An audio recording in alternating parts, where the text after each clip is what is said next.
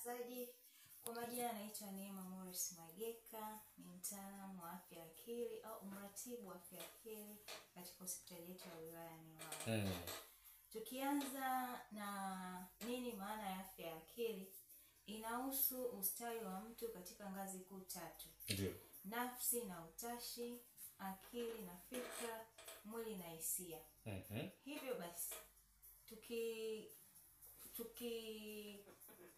jumuisha vitu hivyo vitatu vinaweza kukupa nini maana halisi ya afya ya akili. Hivyo basi inahusisha mtu anavyofikiri, anavyotenda na anavyojisikia.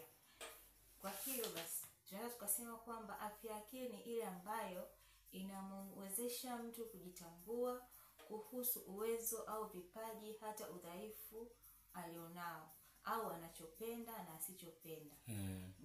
Ndio maana halisi ya afya ya akili. Haya, safi kabisa. Madam Neema, umetoa ufafanuzi mzuri kabisa. Sasa twende katika dalili zake. Mimi nitajitambua vipi kama nina tatizo la afya ya akili? Dalili ni zipi zaidi? Okay, asante ndugu mtangazaji. Dalili za magonjwa ya afya ya akili ni kama zifuatazo: mfadhaiko, kukosa au kuzidiwa na usingizi, kukosa hamu ya kula au wakati mwingine mtu anakuwa anakula sana.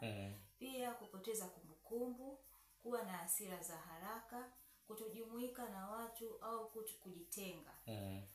Kingine tunaweza kusema kwamba kupoteza hamu ya vitu ulivyokuwa unavipenda mwanzo. Kutokujipenda, kujihisi mkosaji, kujiona huna thamani, na wakati mwingine pia kushindwa kufanya shughuli au kazi zako za kila siku. Hivyo ndizo dalili ambazo zinaweza kupelekea mtu kupata changamoto ya afya ya akili. Kwa mfano katika eneo la mfadhaiko. Ndio. Kiswahili kipana. Yule ambaye anatusikiliza, mfadhaiko ni mfadhaiko aina gani? Yaweza kuwa labda umepata tatizo au kitu ambacho hukukitegemea, ukawa na mfadhaiko, labda kujihisi wewe ni mkosaji. Kwa nini mimi na sio kwa watu wengine? Kwa hiyo pia inaweza kupelekea kwamba ukajihisi mpweke, yani sina thamani tena katika maisha haya. Kwa hiyo vile hivyo ndio inapelekea mtu kupata changamoto na kujihisi kuwa hauna thamani tena. Yes, hivyo. Haya, tumepata mwongozo mzuri sana ndugu zetu.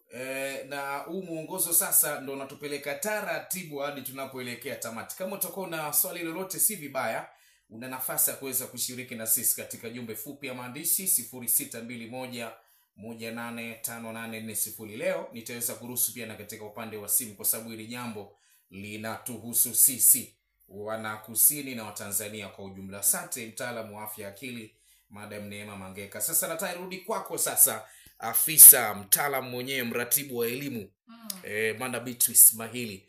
Tumesikia hapo maana lakini pia tumesikia na dalili za mtu mwenye tatizo la afya ya akili. Nataka uweze kutupatia faida ya mtu kuwa na afya bora ya akili ni zipi? Sawa. Karibu sana. Asante. Kama ambavyo ameelezea hapo mtaalamu mwenzangu kwa habari ya afya ya akili, tunapozungumzia faida za mtu kuwa na afya bora ni pamoja na kujithamini, yani anajithamini, kujipenda. Kujithamini. Maana kama ambavyo ameeleza, na maana kama mtu amepitia kwenye hizo dalili, maana yake hawezi kujipenda, hawezi kujithamini, atakuwa ni katika zile hali ambazo zinapelekea msongo. Kwa hiyo moja ya faida ni pamoja na mtu kujithamini. Lakini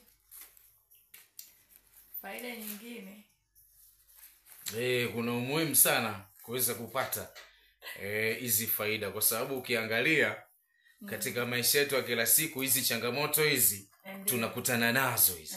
Inawezekana ndugu yangu ambaye yupo nyumbani, sasa tukimpa faida hizi za kuweza kujua afya bora ya akili ni zipi, na mimi anaweza hata akazingatia na tukamuokoa katika maisha yake ya sasa na baadaye. Au unasemaje afisa mwenyewe?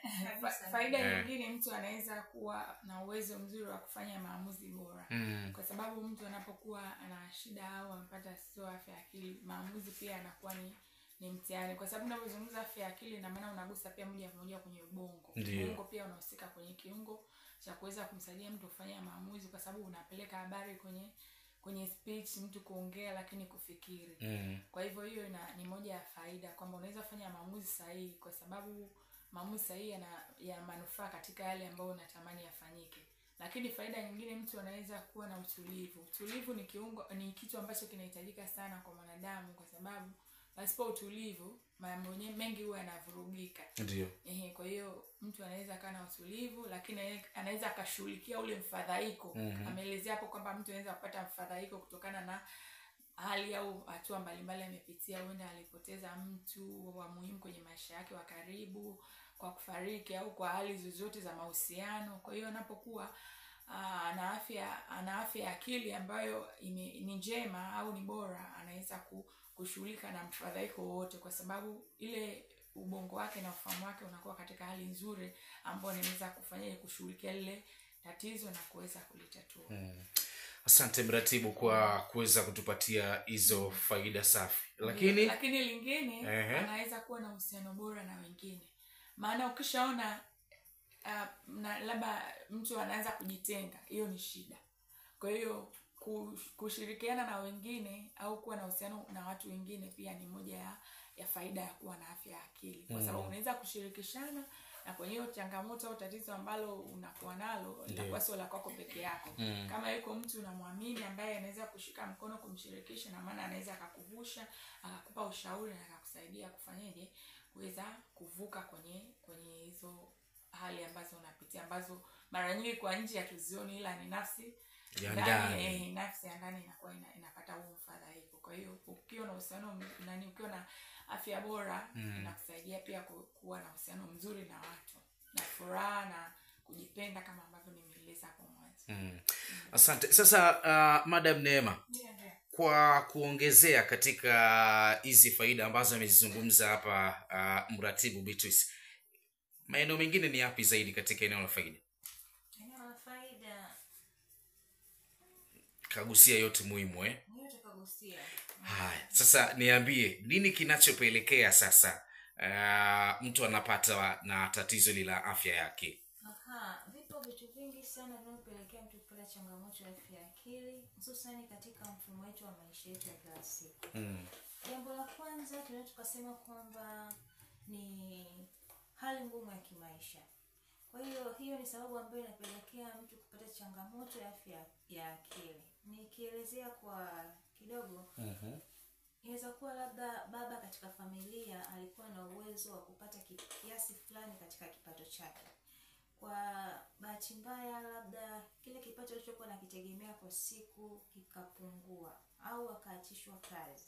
Kwa sasa uwezo wa kumudu familia ukawa ni mdogo. Kwa sasa moja kwa moja inaenda inampelekea athari kubwa ya kupata changamoto ya afya ya akili kwa sababu ya uchumi kuyumba. Ndio. Sawa. Namba 2 tunaweza tukasema kwamba ni migogoro katika familia. Tumeishi katika familia ambazo zina migogoro miaka nenda rudi, amani haipo. Kwa hiyo unakuta familia kama familia inaathirika kwa namna moja au nyingine, na mwisho wa siku kutengeneza changamoto ya afya ya akili kwa mwanafamilia mmoja. Kwa hiyo pia inapelekea kupata changamoto ya afya ya akili. Sababu nyingine tunaweza tukasema kwamba ni magonjwa ya kudumu katika familia.